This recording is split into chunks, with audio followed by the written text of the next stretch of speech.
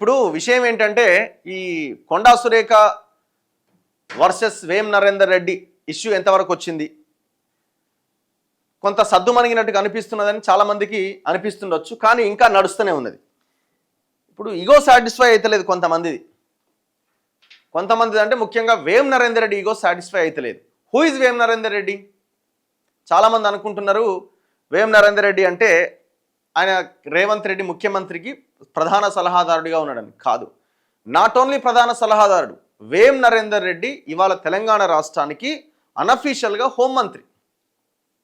ఒక SI recruitment జరగాలన్నా, CI recruitment జరగాలన్నా, ఒక పై స్థాయి లీడర్కి సంబంధించిన వ్యవహారం ఏదైనా నడిపించాలన్నా, అంటే పోలీస్ అధికారులు అటు ఇటు ట్రాన్స్ఫర్లు చేయాలన్నా మొత్తం వేం నరేందర్ రెడ్డి ఆధ్వర్యంలోనే జరుగుతున్నది. రేవంత్ రెడ్డి హోమ్ మినిస్టర్ ఇస్తలేడు, ఎవరికి ఇస్తలేడంటే ఎవరికి ఇచ్చిండు ఆల్రెడీ, ఎవరికి? వేం నరేందర్ రెడ్డి కట్టబెట్టిండు. ఇప్పుడు మొత్తం ఆయనే షాడో ముఖ్యమంత్రి, హోంమంత్రి రెండు. అనఫీషియల్గా హోంశాఖ నిర్వహిస్తున్నది మొత్తం ఆయనే. మొత్తం పోలీస్ వ్యవహారం అంతా ఆయన చేతుల్లోనే ఉన్నది. మీరు చూడండి, ఒక మంత్రి ఇంటికి, కొండా సురేఖ ఒక మంత్రి, దేవాదాయ అటవీ శాఖ మంత్రి, ఆమె ప్రభుత్వంలో భాగస్వామురాలుగా ఉన్నది. ఆమె ఇంటి మీదకి పోలీసులను పంపించి ఒక ఎస్ఐ క్యాడర్ స్థాయి అధికారి లోపలికి పోయి ఒక మంత్రి ఇంట్లోకి వెళ్ళడం అంటే ఎంత దారుణమైన విషయం ఇది. అంటే ఏ ధైర్యంతో పోయి ఉంటాడు లోపలికి, పోయి అరెస్ట్ చేయడానికి ప్రయత్నం చేసి ఉంటాడు.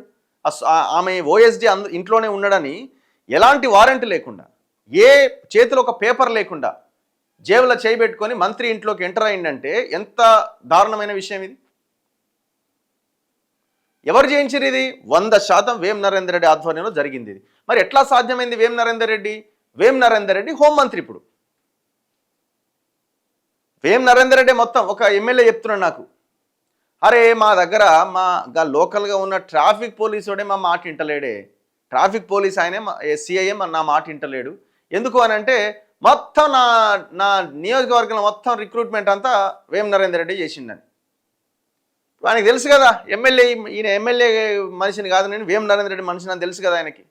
నన్ను ఎమ్మెల్యే రికమెండ్ చేయలేదో లేకపోతే ఇంకోటో అని తెలుసు కదా వాళ్ళకి. సో మొత్తం ఇదంతా వేం నరేందర్ రెడ్డి కనుసన్నల్లోనే నడుస్తున్నది. మరి ఏంది దుర్మార్గం?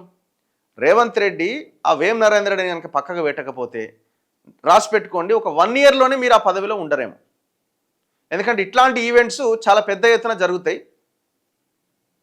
వేం నరేందర్ రెడ్డికి తెలంగాణ సోయి లేదు, సమాజం మీద అవగాహన లేదు, తెలుగుదేశం పార్టీ నుంచి వచ్చిండు, కాంగ్రెస్ ఐడియాలజీ అసలే కాదు.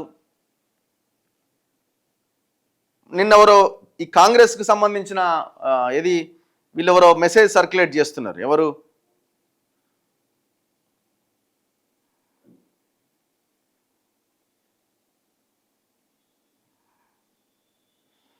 ఎన్ఆర్ఐలు అనుకుంటాను వీళ్ళు. ఇగో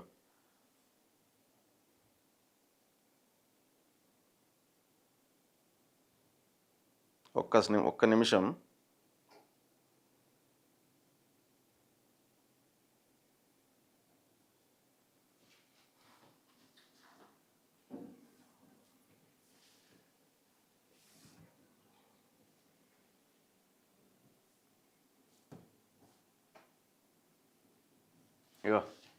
Friends of Congress USA, Meenakshi Natarajan, we have written this last year about this guy. Every guy, ఈ గై గురించి వాళ్ళు రాస్తున్నారు అనమాట లెటర్. ఎవరికి? మీనాక్షి నటరాజన్కి పోస్ట్ పెట్టిరు 2 గంటల కింద. We have written this last year about this guy and to watch him. He came from TDP and now has become extraordinarily getting involved in every affair using his past association with Telangana CM. ముఖ్యమంత్రితో ఉన్న పాత సంబంధాలని నేపథ్యంలో వాటి సహకారంతో, ఆ ఆలోచనతో మొత్తం అన్నిట్లో ఆయన ఇన్వాల్వ్ అవుతున్నాడు. దేంట్లో? In upcoming DCC selections in Warangal, he and his cronies from TDP. ఆయనతో పాటు టీడీపీలో గతంలో ఉన్న వాళ్ళంతా కలిసి, like that of Kadiyam Srihari. ఎవరెవరు? Kadiyam Srihari and others. If not isolated and core congressmen are not given a chance, this will uproot Congress from Warangal. We have a difference of opinions with Konda family, particularly when she slipped her language about film actress, but we have campaigned with her in Parakal and we have seen first hand the role Konda Murali's plays a role in Warangal Municipal Corporation and local body elections. We have known this family for a long time and we know they are ground connected people. అని వీళ్ళు ఒక post పెట్టారు. సరే, ఆమె కొన్నిసార్లు tongue slip అయినా మొన్నటి ఎలక్షన్లో చాలా ఎలక్షన్స్లో కలిసి పనిచేయడం జరిగింది, పార్టీ కోసం పనిచేసారు వాళ్ళు కూడా అని ఒక పోస్ట్. ఎక్కడి నుంచి ఇది? ఫ్రెండ్స్ ఆఫ్ కాంగ్రెస్ యూఎస్ఏ అని ఒక పోస్ట్ పెట్టిరు వీళ్ళు. ఇది ఒక భాగం. అయితే ఇప్పుడు జరుగుతున్నది ఏంటి అంటే, ఆ ఓఎస్డీగా మొన్న సస్పెండ్ చేసిరు కదా ఎవరిని? సుమంత్ని. ఇప్పుడు ఈ సుమంత్ని ఎట్లయినా అరెస్ట్ చేయాలి, ఎందుకంటే లేకపోతే ఈగో సాటిస్ఫై కాదు. ఇక ఈగో సాటిస్ఫై ఎట్లయితుంది?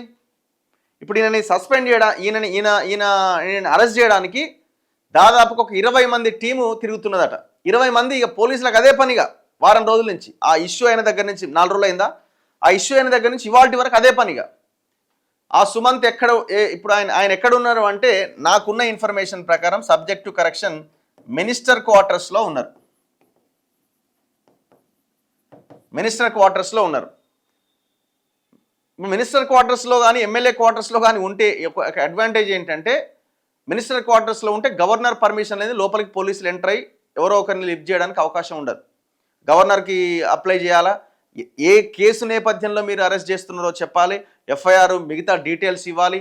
ఆయన మళ్ళీ మంత్రిని అడుగుతాడు, మీ క్వార్టర్లోకి ఇట్లా పోలీసులు వస్తున్నారు, మరి మీకు ఇష్టమే, మీకు ఓకేనా అని అడిగితే అప్పుడు ఓకే అని పర్మిషన్ ఇస్తే, అప్పుడు గవర్నర్ పర్మిషన్ ఇస్తే వాళ్ళు వెళ్ళి అరెస్ట్ చేయడానికి ఉంటుంది. ఇదంతా చాలా పెద్ద ప్రాసెస్. ఇక్కడ ఎఫ్ఐఆర్ ఏమున్నది? ఎఫ్ఐఆర్ ఏం లేదు, గన్ అన్నారు. ఏది? డక్కన్ సిమెంట్ సంబంధించి బెదిరించిండు అది ఇది అని అన్నారు.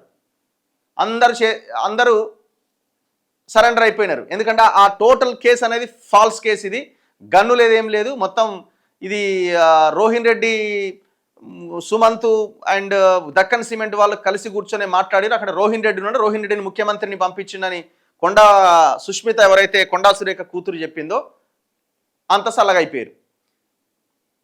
ఉత్తమ్ కుమార్ రెడ్డి కూడా నేనేడ కంప్లైంట్ చేసినా అని ఆయన కూడా సైడ్ అయిపోయింది. సో దీంతో ఈ గన్ను అని అన్నారు చూసినావా, ఇది మొత్తం రివర్స్ తన్నింది. యాక్చువల్గా వీళ్ళు ఏం చేద్దాం అనుకున్నారంటే, యాక్చువల్గా వేం నరేందర్ రెడ్డి ప్లాన్ ఏంటంటే, ఈ సుమంత్ ఇంట్లోనే ఉన్నప్పుడు ఇంట్లో నుంచి బయటికి రాగానే ఇంటి దగ్గరనే అరెస్ట్ చేయాలా, తీసుకుపోవాలా, 4 తన్నో ఏదో ఒకటి చేసి నువ్వు గన్ ఉందని ఒప్పుకో. ఏముంటుంది వాంగ్మూలంలో? ఆయన ఒప్పుకోకపోయినా వీళ్ళే రాసేస్తారు పోలీసులు వాంగ్మూలం, ఇగో ఇది చెప్పిండు అని. వాళ్ళు ఏం రాస్తారంటే, అవును నేను గన్నుతో బెదిరించింది నిజమే, ఈ గన్ను నాకు కొండా మురళి నుంచి వచ్చిందని రాస్తాడు. అయిపోయి ఆయన ఇప్పుడు ఆ సుమంత్ ఇరికి జైల్లోకి పోతాడు, కొండా సురేఖ ఫ్యామిలీని కూడా ఖతం చేయొచ్చు. ఇది వేం నరేందర్ రెడ్డి ప్లాన్. ఎందుకు? వరంగల్ ఈస్ట్ నియోజకవర్గంలో నెక్స్ట్ ఎలక్షన్లో పోటీ చేయాలి. ఇంత భయంకరమైన కుట్ర ఉన్నది దీంట్లో. ఒకవేళ వీళ్ళు మినిస్టర్గా కొనసాగి వీళ్ళు ఉంటే రేపు పొద్దున అక్కడ మళ్ళీ వీళ్ళే పోటీ చేస్తారు, మళ్ళీ వీళ్ళు బలోపేతం అవుతారు. సో కాబట్టి వీళ్ళని ఈ 5-6 నెలల్లోనే క్లోజ్ చేస్తే మనం అక్కడ అడ్వాంటేజ్ తీసుకోవచ్చు అనేది ఆయన ప్లాన్. సో ఇంత భారీ ప్లాన్తో ఉన్నాడు వేం నరేందర్ రెడ్డి. సరే, ఈ ప్లాన్లు నియోజకవర్గంలో ప్రజల వైపున ప్రజలకు మంచి చేస్తూ ఏదైనా సాధించుకోవచ్చు, కానీ ఇవేం దందాలు? ఇవేం దందాలు? సరే, ఇదంతా పక్కన పెడితే మీరు లీడర్లు తన్నుకోర్రి, నీళ్ళేని బాయలు దూకి సావుర్రి, కానీ ఈ రాష్ట్రానికి హోంశాఖ మంత్రి లేడు.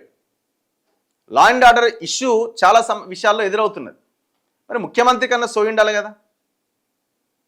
ఈ చుట్టూ ఉన్న బ్యాచ్, ఈ బ్రోకర్ బ్యాచ్ తయారైంది ఆడ. ఇక మనం పేర్లు చెప్పొద్దు, కానీ రియల్ ఎస్టేట్ బ్రోకర్లు వీళ్ళు తయారయ్యారు అక్కడ.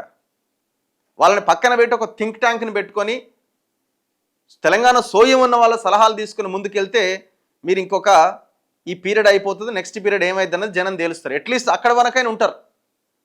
ఈ వేం నరేందర్ రెడ్డి చెప్తోళ్ళ తింటే మాత్రం మీది సగంలోనే ఖతమయ్యే అవకాశాలు కనబడుతున్నాయి. ఎందుకంటే అన్ని మిస్టేక్సే కదా. మీకు ఏ ఆలోచన ఉన్నా ఇట్లాంటి వాళ్ళు మిమ్మల్ని చేయనివ్వట్లేదు కదా, పక్కన పెట్టేయండి ఇప్పటికైనా. ఇప్పుడు ఈ సుమంత్ని అరెస్ట్ చేయడానికి మినిస్టర్ క్వార్టర్స్ ముందు 20 మంది పోలీసులు కొండా సురేఖ వెహికల్ రాగానే చెక్ చేయాలి, కొండా సురేఖ వెహికల్ బయటికి రాగానే చెక్ చేయాలి, ఉన్నడేమో అని టైర్ల కింద దీని కింద చూస్తున్నారట. ఇట్లున్నది. ఇప్పుడు నేను అరెస్ట్ చేస్తే ఇగో సాటిస్ఫై అవుతుంది. ఎందుకు? ఇప్పుడు కొండా సురేఖ పై చేయింది, ఇప్పుడు అరెస్ట్ చేయలేదనుకో, అరెస్ట్ చేసినాం అనుకో, చూసిరా తప్పు చేసిన కాబట్టి అరెస్ట్ చేసినాం, ఆ రోజు అదే దాంతో కట్టుబడి ఉన్నాం, ఇగో ఇప్పుడు కూడా మంత్రి ఇంటికి అరెస్ట్ చేయడానికే పోయినాం, అయినా కూడా వదలలేదు, మేము అరెస్ట్ చేసినామని చెప్పుకోవడానికి ఇది ఒక ప్లాన్. ఏం జరుగుతున్నది తెలంగాణలో? ముగ్గురు మంత్రులు లేరు తెలంగాణలో. విద్యాశాఖ మంత్రి లేడు, మున్సిపల్ శాఖ మంత్రి లేడు, హోంమంత్రి లేడు. కీలకమైన శాఖలు ఇవి మొత్తం ముఖ్యమంత్రి దగ్గరనే ఉన్నాయి. మీరేమో ఆయనకు పంచి పెడుతున్నారు. మరి ఈయన ఎవరికి, వేం నరేందర్ రెడ్డికి హోంశాఖ ఇచ్చారు అన్అఫీషియల్గా. మరి మిగతా వాళ్ళకి ఏమి ఇచ్చారో, కావాలనుకుంటున్న వాళ్ళకి ఆయనకి ఇచ్చేయరు. ఫైమ్కి విద్యాశాఖ ఇచ్చేయరు, ఇంకొక ఆయనకి మున్సిపల్ శాఖ ఇచ్చేయరు. నాకు తెలిసి అదే నడుస్తున్నట్టు. ఇప్పుడు ఫైమ్ మున్సిపల్ మినిస్టర్ అనుకుంటా నాకు తెలిసి, ఎందుకంటే ఈ లావాదేవీలు వ్యవహారాలని ఆయనే చూస్తున్నాడు కదా, భూములకు సంబంధించి కథా వ్యవహారం అంతా. మారితే ఈ పీరియడ్ కంప్లీట్ చేసుకుంటారు, మారకపోతే 1 year మ్యాక్సిమం. ఇప్పుడు ఆయన మీద గన్ను కేసు ఎఫ్ఐఆర్ చేయడానికి అది అబద్ధం అని తేలిపోయింది. ఏం చేయాలా? ఆ సెక్రటేరియట్లో ఎవరైనా ఉన్నారా కేసులు పెట్టేటోళ్ళని వెతుకుతున్నారట. పాత కేసులు ఏమైనా ఉన్నాయా? ఆ TV9లో స్టోరీ వేయించారు ఇష్టం వచ్చినట్టుగా.